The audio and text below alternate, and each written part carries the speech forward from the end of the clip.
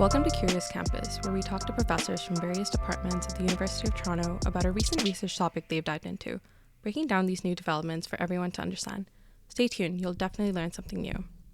I'm Chubby, and today I'm here with Professor Soren Brothers, and we're going to talk about his research in his paper, A Meal to Ameliorate the Anthropocene. Dr. Soren Brothers is an assistant professor at the Department of Ecology and Evolutionary Biology at the University of Toronto. He's also an Allan and Helaine Shiff, Curator of Climate Change at the Royal Ontario Museum, Toronto. Soren's research examines the effects of climate change on lakes and how changes in the aquatic systems can influence their greenhouse gas emissions to the atmosphere.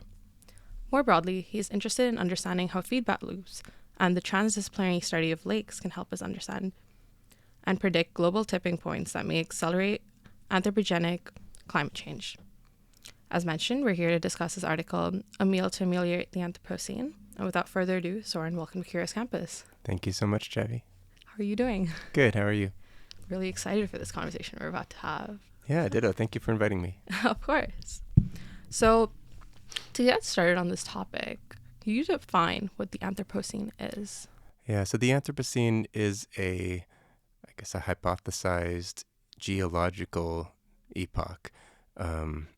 And the idea is that we have so drastically changed planetary systems. If you think about the climate systems and hydrological systems, sediment transport, that if a hypothetical geologist a million years in the future were to look back through the records and the sediments and the geological layers that have been laid down, they would see a shift at this point of time.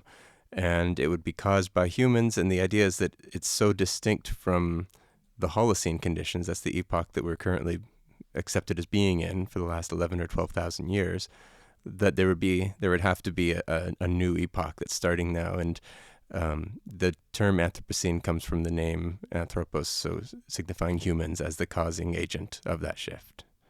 Is there any worry in academia then about this more fast-paced change, like the possible change of the geological age? Yeah, and I think that, there's a lot of concern. It's a question that includes climate change, but also broad global changes. So there's just so many things that we've changed. Right now, most geologists who I've spoken to who do believe that we're in Anthropocene epoch argue that the Great Acceleration, starting after World War II, so in the 1950s, would be the start date. Especially 1952 is kind of currently accepted or believed or proposed. And so, I don't think anyone disputes that these changes have happened. Where there's arguments is sometimes in the questioning of, is it a long enough time that's passed that it should be a new epoch? Is it all humans that are responsible for it, or some, and is that the right name for it? So there's smaller questions that I'd say people are still discussing about it. Okay. So to then talk about what you're trying to get at this paper about trying to maintain human life on Earth, then do you explain the three things that you considered were very essential for this change, including the change in urban design, maintenance of ecosystem health, and shifting cultural attitudes? Why these three specific factors? Yeah, and I can step back a little bit too to say, so I co-authored this paper with Dr. Francine McCarthy. She's a professor at Brock University, and she's the head of Team Crawford, and we'll go into that later. So working a lot with Crawford Lake and really speaking to the Anthropocene. And we had a lot of conversations leading up to this paper about, what are the things that are reversible in an Anthropocene context? If we're going to say that we are in a new epoch, that means that, we can never go back to the Holocene. And the things that are sort of forward-looking are largely biological. So we can't undo species extinctions, we can't undo species invasions. These are things that we're going to have to live with no matter what, whether or not we address climate change and other stuff. So within that, I think as a climate change communicator, I think a lot about,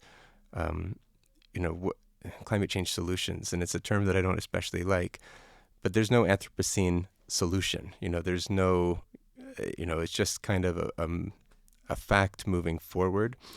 But I tried to think then of this, if you can't solve an epoch or solve a time period, what can you do? And that was the grounding of this idea that there's ways to ameliorate the situation.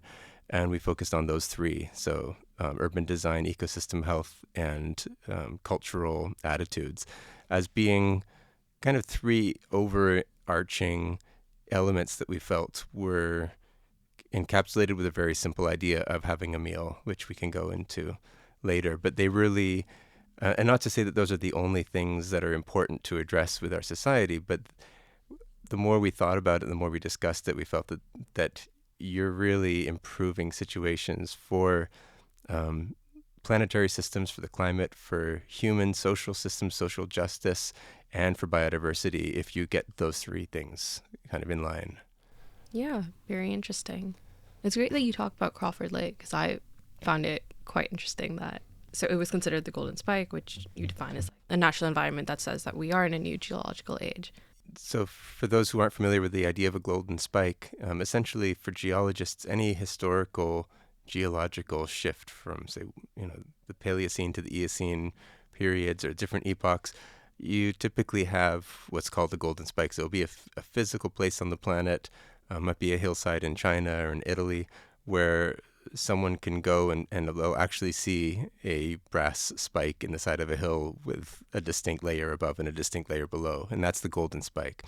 So there's this question for the Anthropocene that was posed, which is essentially before we decide should the Anthropocene be recognized as a new epoch, the question came up, what would the golden spike be? So what would be the best place to actually show that there's been a change at the global scale caused unequivocally by humans? And out of 12 shortlisted sites around the world, Crawford Lake, which is near Milton, Ontario, was selected as the best one. So it's interesting because it gets spun in kind of different ways, sometimes or interpreted in different ways, but essentially all it's saying is that Crawford Lake gives a really, really good history of global change, but the change that you see in that lake are not specific to the lake. So they're global. The fact that they're global, that you can go to any lake in the world and see, for instance, an increase in plutonium with increased testing of nuclear weapons in the 1950s and into 63, that's in all lakes around the world. Crawford Lake gives a really nice annual resolution of it.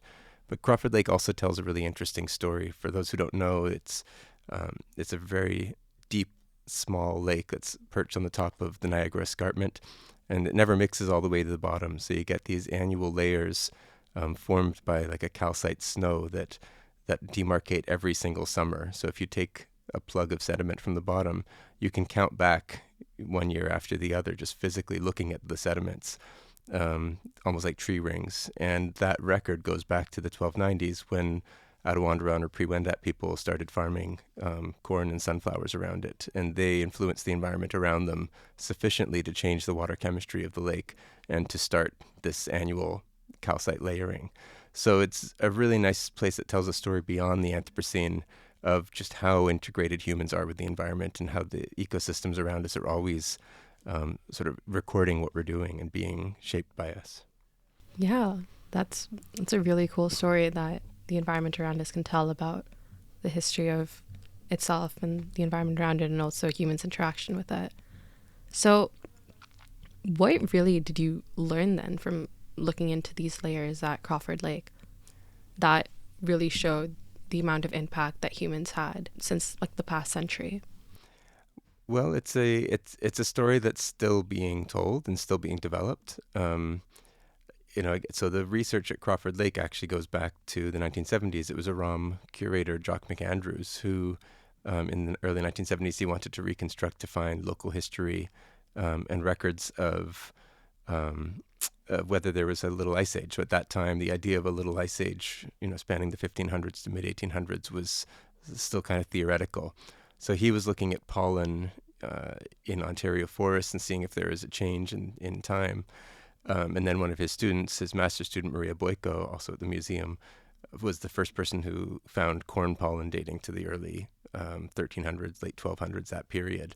And that led to the sort of archaeological excavations and work after that. But I mean, the research, like we had an intern at the museum actually this summer looking at using scanning electron microscopy with some other U of T lab facilities and looking at phosphorus potentially contained within calcite crystals to see if we could reconstruct historical human phosphorus relationships within the lake, because phosphorus is very mobile in sediment. So, I mean, it's amazing to have these situations where you have a single lake with decades of studies that have been done to it, because every little piece that you add gives context to everything else that's been looked at and that's been added. So, again, in terms of the Anthropocene golden spike, Crawford Lake was really, the plutonium was sort of the big marker that was sought by the geologists as a global signal of the Anthropocene, something that was global anywhere in any lake on the planet or any kind of geological record, and unequivocally human.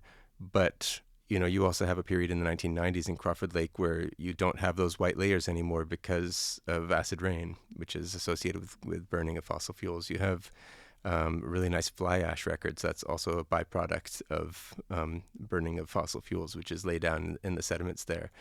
I think it's also interesting that not all of the records that it shows are kind of bad or pessimistic. I mean, for instance, with the increase of nuclear weapons testing, you also see a really sharp decline in 1963 with the signing of the Weapons Test Ban Treaty globally. So, and you can see improvement after acid rain. So it's like you can see problems coming up, and you can also see stories and tell these stories of ways that we've solved issues of global change in Crawford Lake. So I think it's powerful on both sides. Yeah, that's very cool. So you're saying that the stories that a golden spike would tell would be synonymous with stories that other natural environments would be able to tell, like how you were talking about Crawford Lake is not what's happening to Crawford Lake isn't specific to Crawford Lake. You can see it in other lakes around the world. Right, and I think that so in terms of Crawford Lake being selected as the golden spike, I think many of the 12 candidates of golden spikes would have been really good, but then there's other things that come involved in terms of Crawford Lake having these decades of intensive research, looking at telling a story of human history. It also tells a really interesting story. I mean, I talked about the indigenous farming going back to 1200s, but you also have the lake totally changing color when one family moved from England, and the Crawford family moved from England in the 1870s and purchased the lake and cut trees around it down and built a sawmill. And so I think, for me, from a communication standpoint, and this goes back to to ameliorate the Anthropocene, one of the things with Crawford Lake is that the impacts don't scale to the population that's there. So you have, one family having a arguably larger impact than hundreds of people living in a couple villages over a couple hundred years before that. Or now we have 100,000 people a year going to visit the lake. And, you can see some impacts of a visitor center being built. But, it's really, I think, our choices of how we live and how we interact with the landscapes that are important, more than just how many people happen to live near Crawford Lake at any given time. And then the other side of that is that just as a reminder that the landscapes are always responding to us. And I think we have often in our society, in Western societies, this idea that the ideal situation, that human impacts have to be negative, and that the ideal that we're aiming for is zero impact. Crawford Lake is a nice reminder that, for me at least, that zero impact as a goal is kind of an illusion and not realistic. There's always some impact. Even if we close the door on a national park, invasive species are going in there, climate change is impacting it. You always have indirect things happening. So for me, the message from Crawford Lake is a really nice one of trying to get people to embrace the fact that we have impacts and think about which of these impacts are negative and how can we make them positive. So having positive sort of reinforcing relationships with nature rather than just being shy and thinking humans are bad, and if we have an impact it must be bad, so let's try and pretend we're not here, kind of as an attitude. Yeah, that's really interesting. Then based on that, do you believe that coming up to this meal is ameliorating the environment damage the best we can achieve? And it's what do you mean by ameliorating? Would that just be, you've talked about the zero effect not really being achievable. So is it something close to that? Would it be trying to reverse it? Yeah, I mean, obviously there was a little bit of just like enjoying the alliteration of a meal to ameliorate.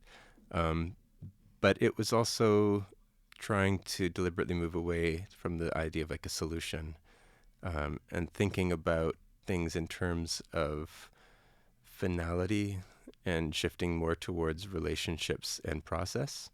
So, I mean, ameliorate, it means getting things better. And I think that things can always improve. And it's, if you're trying to set up a relationship that's positive, and again, embracing our impacts as a society and thinking about how we can live in a way that contributes to better environments around us, better than if we weren't there. Um, as a thought experiment, basically, that was where I was coming from, um, and so amelioration was always, I think, not so much a destination, and I present the meal kind of as a destination itself, but it's also more the act. The meal will be different every year, and it'll be different from generation to generation, and there's always ways to. Everyone with any meal we can imagine, whether it's like macaroni and cheese, like you make it the first time, and then you get better and better at making it too. So, and then or find new ways to make it exciting and develop it into something else. And so, it's much more about process and constant amelioration. So it's kind of buried within that idea of embracing positive impacts rather than being shy or trying to embrace or imagine a zero impact situation. And in your discussion about trying to better the environment we live in, you mentioned that living in the Anthropocene was therefore encompass both improving systems and adapting to those that cannot be changed. How do you imagine this improvement of systems to be done then? I think one of the things that we started to put the paper together, the concept was that this would be a social endeavor. It's not something that one person could do on their own, and that we have arrived at a kind of ameliorated situation within the Anthropocene context. If we could, and I reused the Don River Valley in Toronto as an example, to have a peaceful journey down to the Don River, to the side of the river, sit down there, enjoy the sound, enjoy the smell, enjoy the air, and have a nice peaceful meal of wild salmon and wild rice and local garlic mustard, and that's all harvested in the river and in the surrounding ravines and valley, and then with a side of sumac tea, which is from the river water itself. And again, so that comes back to these ideas that just, it's a very simple, pleasant sounding meal, but there are these three barriers we talked about earlier in terms of, you need to be able to get there. Like right now with a highway roaring by, there's no way to actually just sit by the Don River and enjoy a time there. There's no peaceful, really easy way to get down there without being crowded out by traffic. So you'd have to, for instance, turn the DVP into a streetcar route or something like that. And then you'd be able to have ecosystem health as a barrier. So you have to be able to physically eat that meal, and it has to be healthy. And then you have to be able to have cultural attitudes shift enough where even if you can get there and you can have that meal healthy, in a healthy way, people have to be willing to eat it. So you have to change the way that we interact with and trust the environment. And so I think, to what you were saying about some of these larger changes, like, I could go down there and eat a fish from the Don River potentially now, but I wouldn't know if it was safe. So I would have to trust people working with the Ontario Ministry of the Environment who test these things, and I would want, they would have to be part of the meal. We'd have to have scientists. We'd have to have, experts at different kind of levels, in terms of cultural attitudes, though. And I've spoken with people at the Ontario Ministry of the Environment, and they struggle with cultural attitudes of, getting people to understand that if they say, this type of fish from these areas in Ontario, you can have, say, 10 of them per year. They put a lot of work into to actually look at these numbers and trying to figure out what will be safe for the public. And there's this fear that when they do that, people will just say, oh my God, there's some kind of chemical in that fish. And even though you say I can have 10 a year, then I'm not going to have any. And I'd rather just buy something from a grocery store because I don't trust it. And they really kind of struggle with that. So that's the thing where this cultural attitude is important, of understanding and trusting, getting people to trust that science and trust that, if you say you can have 10 a year, that means you can really have 10 a year and not worry about it. And there's health benefits from having those, and eating locally, and emotional benefits. And the more that we get people eating local foods, the more that your neighbors and your family and friends will start thinking twice about trashing ecosystems or supporting other kind of systems that might be polluting these waters, if you know that your grandkid is going to be drinking there. So Yeah, that's very fascinating. And I found that how you described this meal near the Don River was a very wholesome image of like just going up to a cabin and like having this very fresh meal. So do you think that the short-term expense, like in terms of the money, time, and possible further environmental damage that would be caused with trying to set up this new environment such that it's safe to be a part of and enjoy like sustainably down in the future, would be paid back by some level of restoration or environment benefit that could be achieved? yeah, and we didn't do, like a costing out of what the cost would be to this. And and we use the Don River as one example. It could have been in the Humber. We also point out that this can be really the concept. The whole idea behind it is that it's something you can apply to any location anywhere in the world. Any community could have this. So, and to that degree, there might be places where it's already happening, or you could just do it with zero cost. I guess thinking about in the Don River example, yes, there's a cost to, if we were to, say, convert the DVP to a streetcar line as that one little part of the urban infrastructure locally to make it a pleasant place to sit. But the benefits of doing that, streetcars are much more, from my understanding, efficient ways to move people around. There's lots of science that's shown that, there's much less maintenance associated with a streetcar line versus a highway. So I think that my guess would be that if you were to actually do a full analysis, it would be a lot cheaper maintaining the kind of peaceful system that would make that a nice place to be than what it is right now. And so there might be an upfront cost. As with same thing when people look at getting heat pumps or solar panels, it's like there's an upfront cost, but then within a few years you usually paid it off, and then you're doing a much better at the societal scale. And as I kind of mentioned earlier, I think a lot of these things, and one of the things with this that I was looking at was that the benefits would go beyond obviously just anyone having that meal, but it would really be kind of a win-win-win for climate mitigation, adaptation, societal benefits. If the Don River is clean enough to drink for that meal, that means it's also clean enough for families to swim in, and that's a free, nice, cool access spot for families to go to when we have crazy heat waves in 20 or 30 or 40 years from now, or any summer now anyway. I've done a little bit of urban waters work, and it's amazing, working with Claire Oswald and her team at TMU here, helping them with some field sampling around the Black Creek watershed. And sometimes you go into these little ravines and like just totally kind of disused, forgotten places where you have to kind of bushwhack and push the spider webs aside to get into them. And it's like immediately 4 degrees, 5 degrees cooler on a hot summer day. And it's like we need to be, it makes every sense to me to try and turn these places that are kind of our recesses of where we hang out and where we go and where we see as being places that are just for industry or kind of for garbage or trash to be thrown into places that we actively have to start engaging with and loving and using. So for the next step. And then that, once we make it clean enough for people to go to, then you're also making it cleaner for biodiversity to thrive in.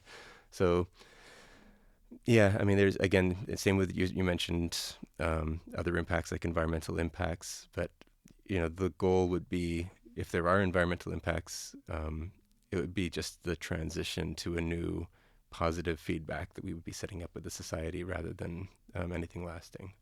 Yeah, that's true, and that you see this with any sort of development that's being made, that initial cost is usually paid off, and that's kind of like the point of future development.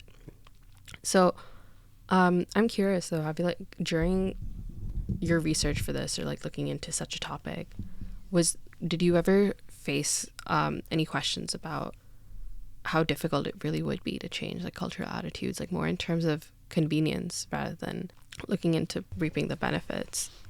I mean, it's interesting. I mean, we in the paper, we cite a couple examples. I think, for instance, there's papers that look at how zoos um, can really influence cultural attitudes and public attitudes towards nature. I think museums, there's papers that'll show the same.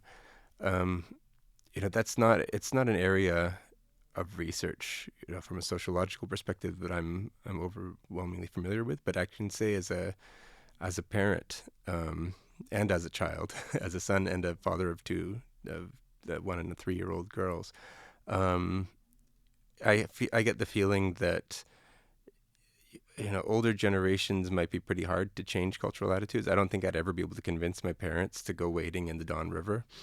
And I grew up in Toronto with my parents instilling fear in me about the Don. Like, I remember my mother telling me that if I ever happened to accidentally fall in the Don, I had to take hydrogen peroxide and a Q-tip and put it in my ears and nose. And I remember just thinking, like, why would you fall in the Don? Like, who goes there? It's kind of hard to get to, and it's not easy to get to. So, and yeah, so there's that. And I feel like, so I think it's pretty entrenched in my parents. And in the 80s, the Don was ranked as the most polluted river in the country. So it was totally valid. I think for me, I'm hoping that I would be able to overcome that. I had a period when I became a Great Lakes scientist. I was doing a postdoc at Guelph about 10 years ago.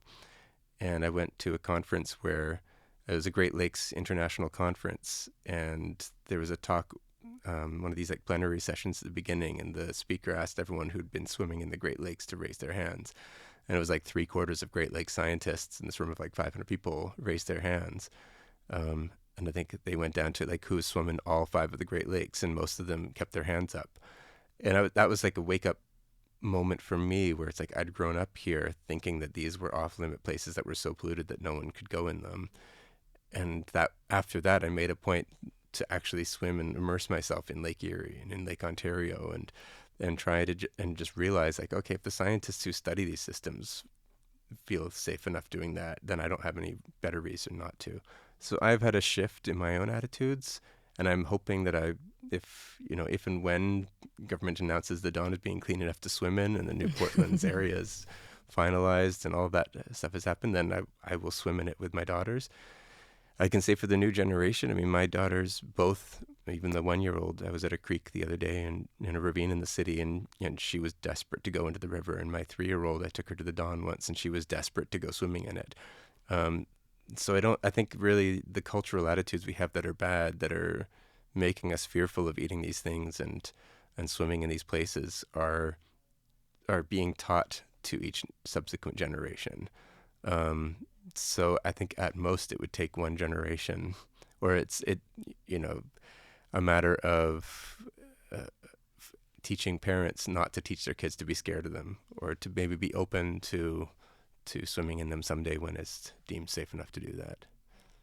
Yeah, it's really cool how you say that, because I guess like people aren't really like born with fear of things that people who've like learned through the environments have.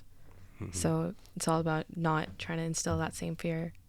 Based on that then, so you've talked a lot, like this entire paper and what you were talking about, the meal near the Don River Valley, was all about ameliorating within like urban environments. So why was that really the focus of what you were trying to get at, rather than like looking at areas where people have moved from? Because the point that you're trying to make in this paper is that we're looking at urban areas because more and more people are moving to such places. So I'm very curious why you weren't looking at places that people have moved from rather than moved to. Yeah, there's a couple of reasons. I mean, one of them is just globally, we're at a point where most people live in cities.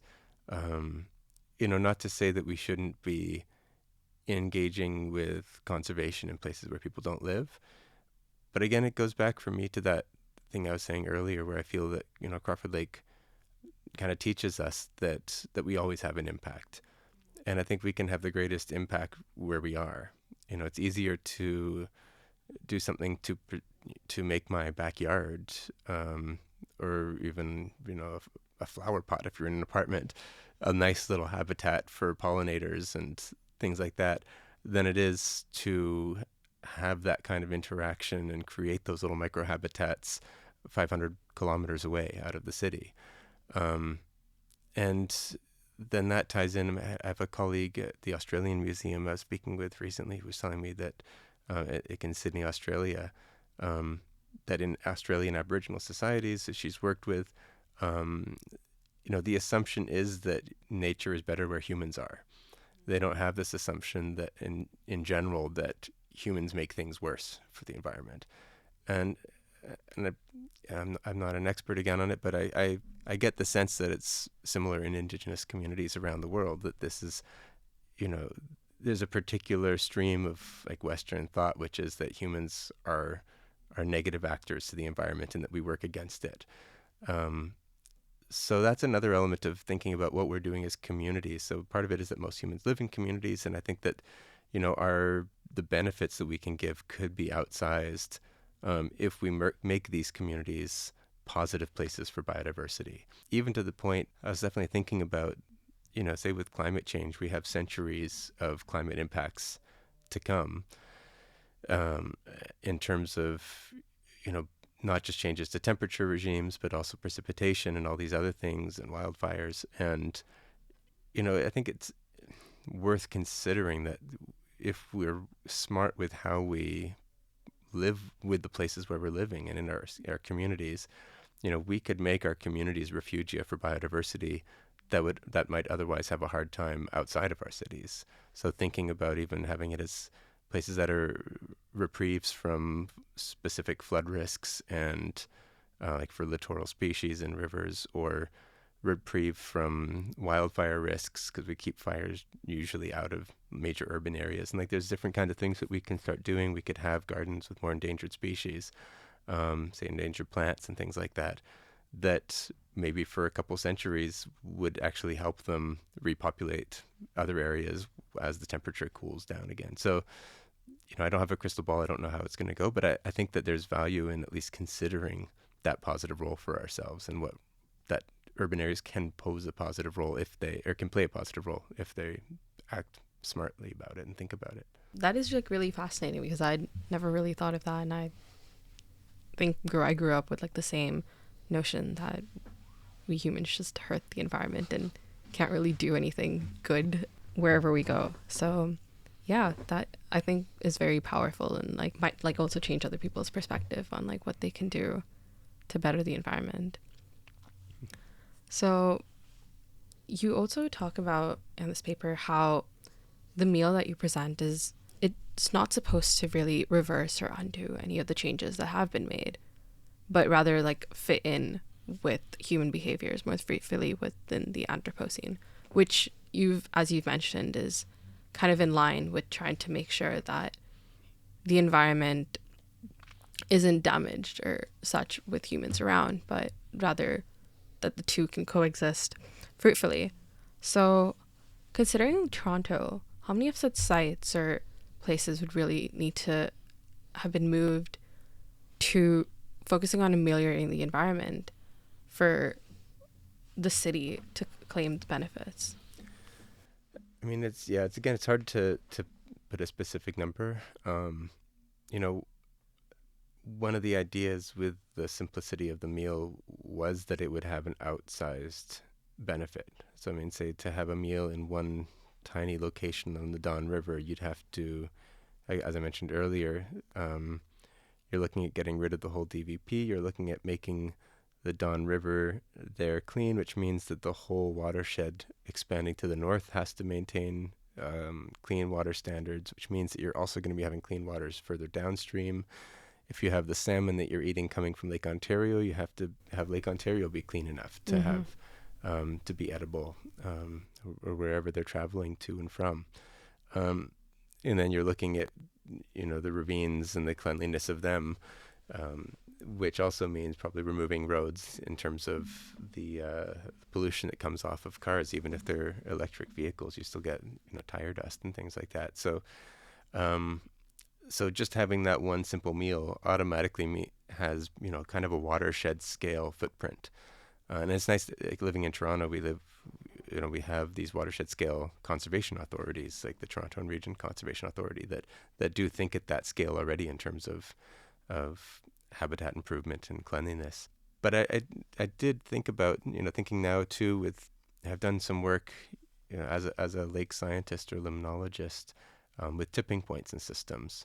And so looking at how lakes can shift really suddenly from, say, turbid or from clear water systems, with submerged plants that are stabilizing the sediments, to turbid systems. And you get these kind of internal feedback controls. And that work with tipping points in lakes going back to the early 90s is largely what's actually influenced a lot of discussions with tipping points globally with planetary potential systems. Is kind of the foundation of a lot of that research. But my old PhD supervisor in Berlin had published some work that was showing that, even with just, say, 5% submerged plants in a lake, 5% of the lake area having submerged plants, can exert influence at the whole system scale. So often I think if you get these kind of positive feedback elements in place in a system, you don't need a lot of the area to really have system-wide improvements. I think that, obviously more the better. But I think even just having one meal in the dawn could improve, that whole huge area of the city of Toronto and beyond it too. Yeah. Yeah, that's really fascinating, talking about how bettering like one small part of the city could probably have far-reaching impact like the rest of the city because of all of the betterment that's done to the lake in terms of cleaning it, obviously, as you said, so that it's safe to eat from it and drink from it, swim in it, and as such. So I'm curious then, like, do you find that educational programs have been really effective to change cultural attitudes towards how humans approach the environment? I think it's going to be part of one of the interesting things to test out with this. So something that actually, since I've put this paper out, I've had conversations with folks at the Evergreen Brickworks down in the Don, and we've discussed, and I don't know if it's going to happen, but we've discussed actually having an annual Anthropocene meal as an educational sort of act, that the public would be invited to, but we could actually set the plate, and even if it's not edible, it would become an annual discussion with the public, and we could say, here's this really nice looking, delicious looking plate of a meal. We're not able to still sit by the side of the Don River. We're a little bit too far from it. I think there's 3 different levels of government that have fences and train tracks and things that divide them from the river. So we could talk about what would need to change in order to ameliorate that. And there's a highway basically running right there too, so it's pretty loud. So we could talk about, just having that discussion of what would need to change for us to be able to sit by the river and enjoy it, a time by the river. And then we could talk, we could have someone from the Toronto Region Conservation Authority talking about, is this a safe meal to eat? And they were saying, for instance, this year with the flooding they had in the Don River down there, that they can't eat any of the vegetation that grew out there. All became contaminated from the flooding. So that's something that we could have year to year as a new discussion and say, okay, well, next year, if there's flooding, is there something that we could do to make sure that we would be able to eat this in the future? How do we improve that? And then if there are things that are edible, then we could offer them, offer people to take a bite at the meal and say, well, you can eat this, you can each have one bite of the salmon or something. And then not that we would force people to do it, but it would be, I think these kinds of things, and I don't know if you'd call that like an educational, I guess you'd hope that people would be, including us, would be educated through the act of doing it, but it's also, again, kind of entering that process. And I think for me, it's the realizing of these possibilities and just kind of making sure that it doesn't become like a flash in the pan that's forgotten and after a year. But I really like this idea of it becoming sort of like a ritual to it, where it's like we go back the next year and see, okay, what's changed, and you can say, okay, well, how many years might it take to get political will to change X, Y, or Z part of this equation? And maybe it'll be 30 years that we agree before everyone will be, or before people will be comfortable to eat this meal. But that's at the scale of Anthropocene and climate change and all these things happening, that's not that bad. Yeah. Yeah. That would be quite an experience, though, to be able to kind of imagine what it would be like to eat the produce and the food that comes right from the river and the area around it, and to sit by it. Yeah, and it's something for me growing up in Toronto that's I would have to overcome personally. Yeah. I'm scared of it, but I think with someone who showed an expertise and understanding of it. I mean, there are conservation authorities. I think there's one in Central Lake, Ontario, that already does an annual harvest of the invasive plant garlic mustard, and then they eat it and they have a big feast with it. So it's not that far from what's already happening here in some ways. Yeah, that is so cool to like think that all of this progress is not unachievable. Like, it's possible. You just need people to care about it and want it and to enjoy the benefits that get out of it. From that, then, I'm really curious how you got into studying this, and you've talked a lot about your study in limnology of lakes and such. So how'd you get into this? So, yeah, I mean, the piece, the Emile to Ameliorate the Anthropocene, was really a perspective piece. So I wouldn't say it qualifies quite as even like an area of research. But I became involved with Crawford Lake. It was really through the Crawford Lake connection, and that was my entry point to the whole Anthropocene discussion. So my background is really studying, especially greenhouse gas dynamics, but also tipping points and sort of algae dynamics in lakes. And I started at the Royal Ontario Museum as curator of climate change in fall 2021, so it's been just over 3 years. And I think it was my second week that I was on the job that I had an email from the curator of plants, Deborah Metzger, asking me if I would consider getting involved with Crawford Lake. And I kind of knew Crawford Lake just as a kid growing up here. I think I'd been there and I'd visited a couple times, but I didn't know that much about the Anthropocene or how it was related with this whole search for the golden spike. But Deb Metzger she started the ROM in 1981, and she did her master's there, and that's where working with Jock McAndrews, who was studying it already at that time for about 10 years. And she was doing her master's also alongside Francine McCarthy, who I mentioned earlier, who's now the main researcher leading with Team Crawford work, along with Tim Patterson at Carleton and some others. But yeah, so it was Deb Metzger and Francine kind of looped me in. We ended up the following spring acquiring Crawford Lake Sediment Core as my first sort of climate change collections item at the museum. And yeah, the Anthropocene conversation was a little bit tough at first for me because I was new to it, and I also, had this kind of sense that I was worried that for some people the idea of finality with an Anthropocene designation might imply that things can't be improved. Mm-hmm. And this became something that Francine and I started kind of digging in on in some conversations. Because, as I mentioned earlier, it's like if we get to net zero by 2050, then by 2080, by the end of the century, we should start having cooling temperatures again. And by another century after that, maybe it's going to be back to, where it is now. There's it's hard to know exactly how things are going to play out. There's tipping points involved as well. But, in theory, at least, if we're able to bring greenhouse gas concentrations in the atmosphere down to where they were, that's a system that can be reverted. And if you're linking the Anthropocene concept entirely to greenhouse gas concentrations or to global temperature, it seemed problematic to me. But that's where we started talking about all of the systems, and you can actually see it from a history of lakes,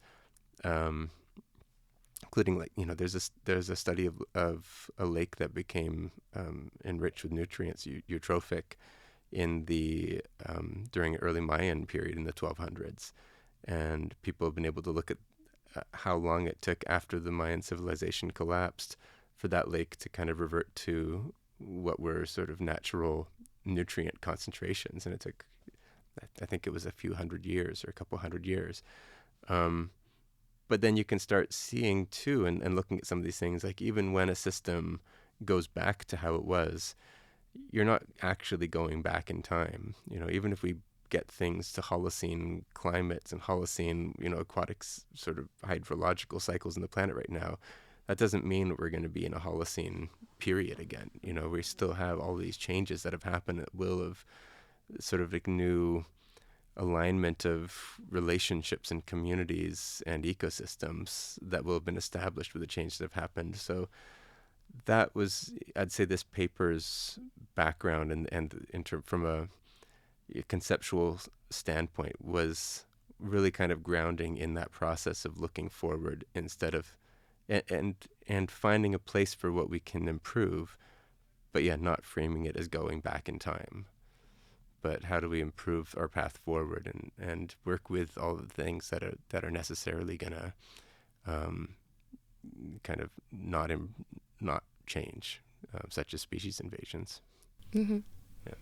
Was that a big thought within the field initially about how we can get back to the Holocene rather than just focusing on a way forward?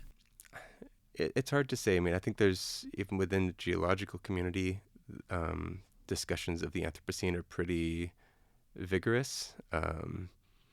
There's some people who disagree with the idea we're in an Anthropocene at all. There's some people that say, well, maybe we are, but its start date would be,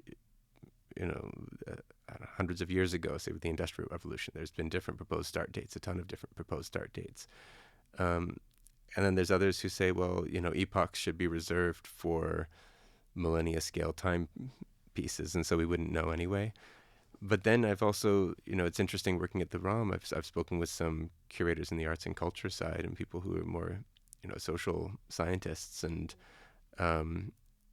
seeing that, for a lot of people in those fields, the idea of the Anthropocene is already set and done, and there's a different kind of way that they engage with it, and it's the geological side, I think, to them is almost irrelevant for a lot of them, and it's saying, well, it's not up to geologists to decide. Like, we've decided that this is a phenomenon, and this is here to stay. So yeah, it's tricky, and for me as a limnologist, that's where I'm starting to try and think about, what are it's interesting because as someone who studies lakes, the geologist chose a lake as the representation of their epoch, of this proposed epoch.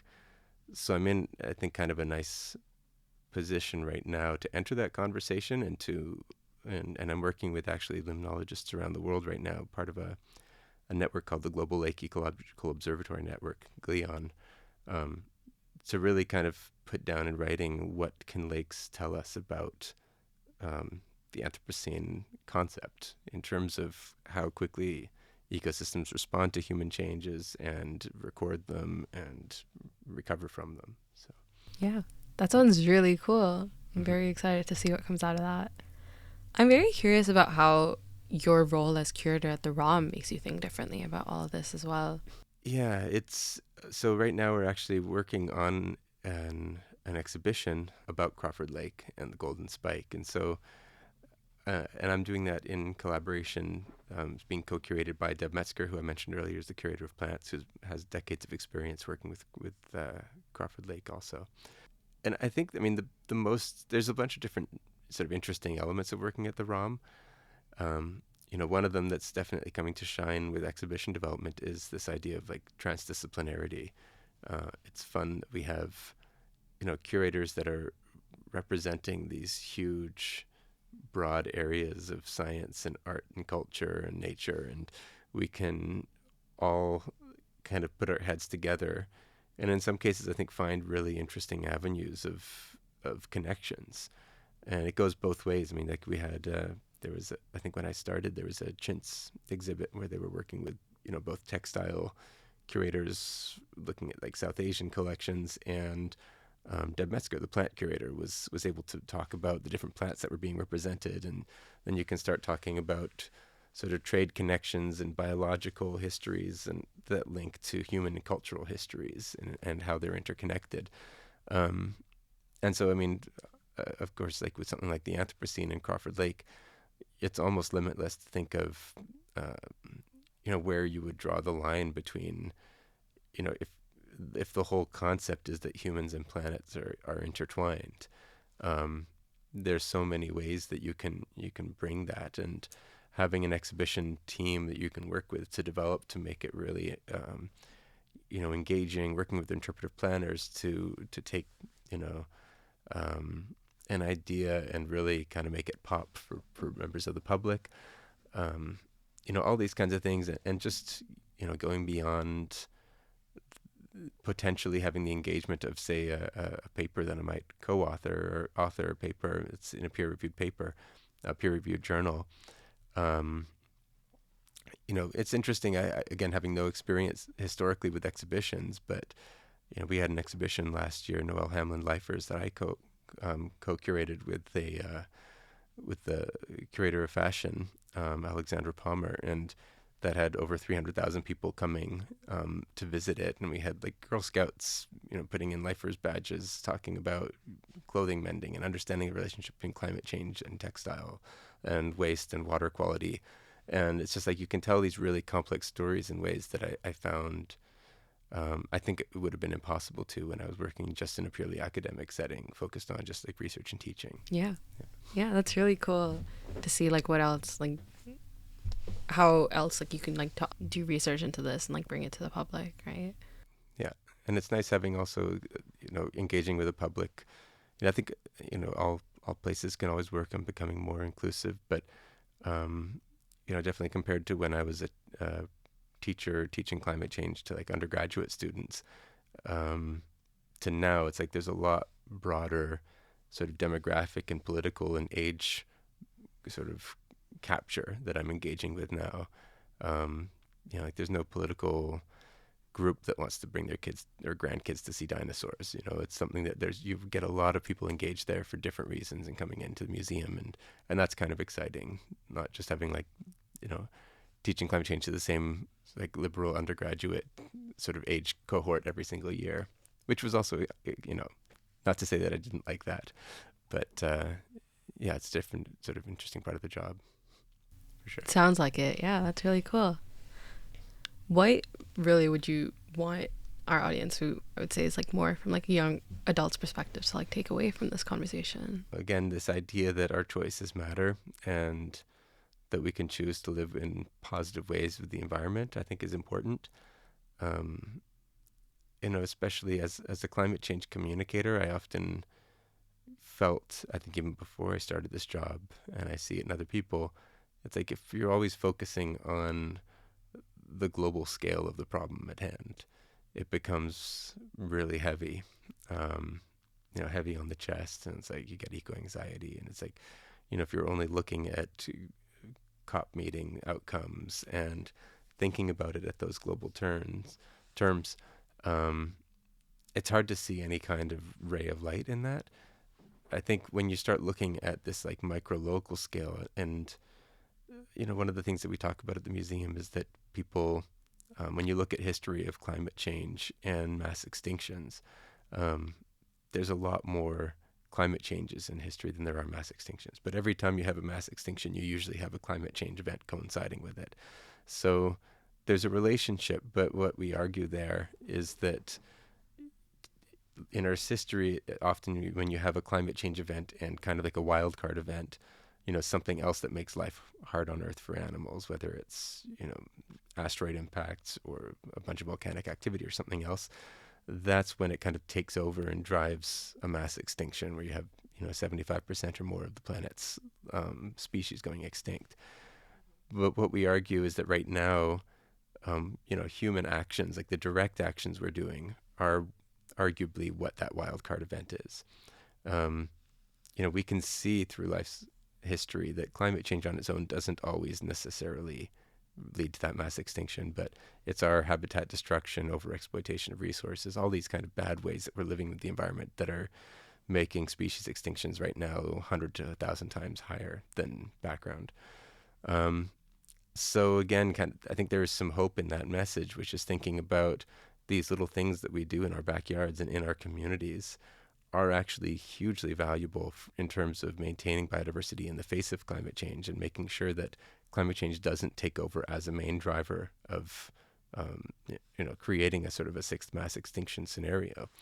But really kind of having that understanding the gravity of our local decisions. And there's even in the States a movement to have people's backyards become like national parks. And I think that scale of thinking is really valuable. It's very powerful. Thanks so much. Yeah, of course. Thank you so much for inviting me. So that concludes our episode of Curious Campus with Professor Soren. If anything you heard today interests you, definitely look into the resources he mentioned and his paper, Meal to Ameliorate the Anthropocene, and the exhibit on Crawford Lake that's showing up at the ROM. Stay tuned to Curious Campus.